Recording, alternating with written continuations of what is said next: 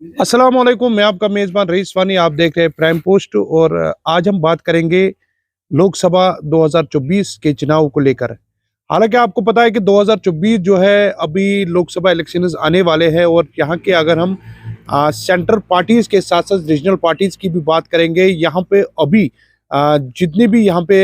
Local parties है, हालांकि अभी नाम जो है वो सामने नहीं आ पा रहे हैं। चाहे नेशनल कॉन्फ्रेंस की बात करें, चाहे जम्मू कश्मीर अपनी पार्टी की बात करें, या अभी तक जो है बीजेपी को जो नेशनल पार्टी है या कांग्रेस की जो नेशनल पार्टी है, वो भी अपने नाम जो है वो सामने नहीं ला पा रहे हैं। और आपको मैं ये भी बता दूं कि जो हमारे सूत्रों से ये खबर आ रही थी कि नेशनल कॉन्फ्रेंस के जो दो कैंडिडेट्स है जिनके नाम सामने आए थे, एक अगर हम बात करेंगे पुंछ राजौरी से जावेद राणा का नाम, और दूसरा ये बताया जा रहा था कि मियां अल्ताफ जो है वो हिस्सा लेंगे लोकसभा कैंडिडेट, खासकर अनंतनाग राजौरी सीट से। मगर ये अभी हमें सूत्रों से खबर आ रही है कि ये भी खबर आ रही है कि मियां अल्ताफ जो है वो नहीं मान पा रहे हैं। वो उन्होंने मना किया कि मैं इलेक्शन में हिस्सा नहीं लूंगा। अब देखने वाली बात होगी कि नेशनल कॉन्फ्रेंस का जो है अनंतनाग लोकसभा सीट में कैंडिडेट कौन होगा। हालांकि मैं आपको बता दूं कि अनंतनाग में अगर हम बात करेंगे, नेशनल कॉन्फ्रेंस का जो है वोट बैंक वो मजबूत है। चाहे हम पीडीपी की भी बात करें, पीडीपी का भी मजबूत है, मगर उससे ज्यादा अगर हम बात करेंगे नेशनल कॉन्फ्रेंस ही जो है। पिछले बार भी जो मेंबर पार्लियामेंट मेंबर जो था वो नेशनल कॉन्फ्रेंस का था, और तीनों कश्मीर वैली की अगर बात करें, तीनों जो एमपी थे वो नेशनल कॉन्फ्रेंस के थे। और आपको मैं बता दूं कि इस वक्त जो खबर ये भी आ रही है कि इस बार अगर अनंतनाग के साथ राजौरी को वो जोड़ा गया कि राजौरी में जो वोट बैंक है वो मजबूत किसको होगा,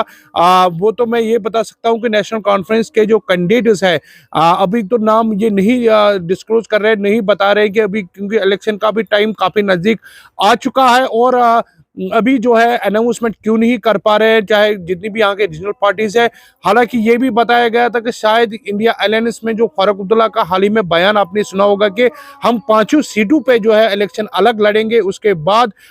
उसके बेटे उमर अब्दुल्ला ने भी बयान दिया कि हमने 3 सीटों पे ऑलरेडी जो है अपने कैंडिडेट कश्मीर वैली में जो है वो हम खुद लड़ेंगे, और उसके बाद जो 2 सीटें हैं वो जम्मू में हम जो है उसके अलायंस करेंगे। और उसके बाद जो है जब इनका बयान सामने आया तो उसके बाद ही पीडीपी की तरफ से जो है बयान सामने आया कि हम भी जो है अलग इलेक्शन लड़ेंगे। और उसके बाद जो आज की अगर हम बात करेंगे, फारूक अब्दुल्ला जो कि अभी बेंगलोर में है, कांग्रेस के बड़े लीडर्स के साथ वो वहाँ पे हैं बेंगलोर में अभी। आज भी वहाँ पे मीटिंगें जारी है, कल भी वो वहाँ पे थे। तो उससे ये पता चलता है कि शायद जिस तरीके से फारूक अब्दुल्ला वहाँ पे बैठे हुए हैं, उनके साथ बातचीत चल रही है, शायद इंडिया अलायंस में वो इलेक्शन लड़ेंगे। और उसके बाद हम ये आइश लगा रहे हैं कि जिस तरीके से अब पीडीपी की क्या मतलब क्या रहेगा उनका मौक़िफ़, कि जिस तरीके से उन्होंने भी ऐलान कर दिया कि हम इलेक्शन अलग लड़ेंगे, कहाँ कहाँ से उनके कैंडिडेट जो है किस किस कैंडिडेट को मैदान में खड़ा कर देंगे। एक तरफ से अब जो है जम्मू की अगर हम बात करेंगे, हालांकि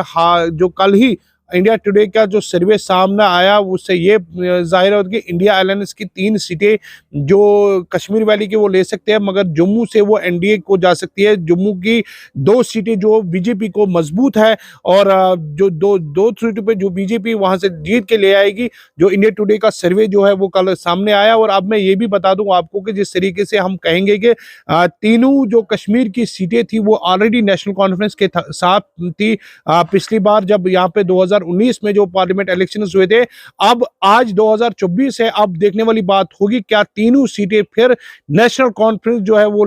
उन पे कामयाबी पाएंगे। और अगर हम बात करेंगे जो हम ग्राउंड लेवल पे देखते हैं कि जिस तरीके से नेशनल कॉन्फ्रेंस का जो वोट बैंक है साउथ कश्मीर में वो स्ट्रांग है।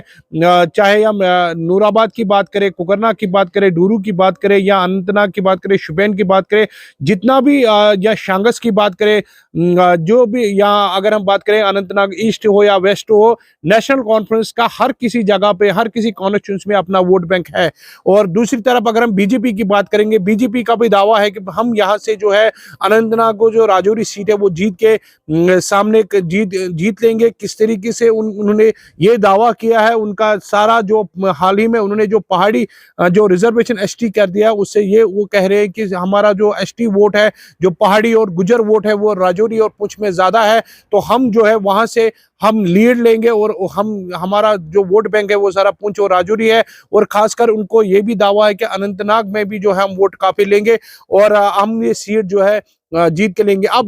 देखने वाली बात यह होगी कि अनंतनाग में कैंडिडेट इसका नाम अभी सामने नहीं आए, किसी भी पार्टी ने जो है अभी नाम सामने नहीं किए है। अब कब तक उनके नाम जो है वो मंजर-आम पे आएंगे और कब जो है लोग अपना मूड जो अभी मूड है वो जो हमने इंडिया टुडे के सर्वे के आप तक पहुंचा रहे हैं कि कश्मीर की जो 3 सीटें हैं वो इंडिया अलायंस से हम कहेंगे, क्योंकि इंडिया अलायंस के साथ अब इन्होंने बोला है कि हम इंडिया अलायंस के साथ, मगर अब ग्राउंड लेवल की बात करेंगे जब कैंडिडेट इसका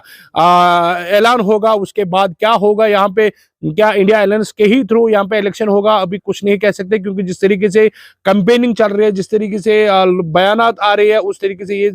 जाहिर है कि पीडीपी भी, क्योंकि पीडीपी भी इंडिया अलायंस का पार्ट है, वो भी अपने कैंडिडेट उसने ऐलान कर दिया कि हम 5 सीटों पे इलेक्शन लड़ेंगे। अब देखने वाली बात है कि इंडिया अलायंस क्या ग्राउंड लेवल पे जम्मू कश्मीर में देखने को मिलेंगे, ये आने वाले वक्त में पता चलेगा। हम ये बात करेंगे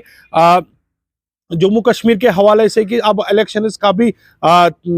टाइम जो है वो काफ़ी नज़दीक आ रहा है कि अब ज़्यादा टाइम भी नहीं है। अब कैंडिडेट्स का ऐलान कब होगा और किस तरीके से यहाँ पे जो इंडिया टुडे का सर्वे जो सामने आया है, क्या वो सही में वो साबित होगा, क्या एनडीए फिर से 2 सीटों में कामयाबी पाएगा और कश्मीर वैली में भी क्या नेशनल कॉन्फ्रेंस तीनों सीटों पे फतह पाएगा, अब देखने वाली बात होगी। आप बने रहे प्राइम पोस्ट के साथ, मुझे दीजिए इजाज़त, खुदा हाफिज़।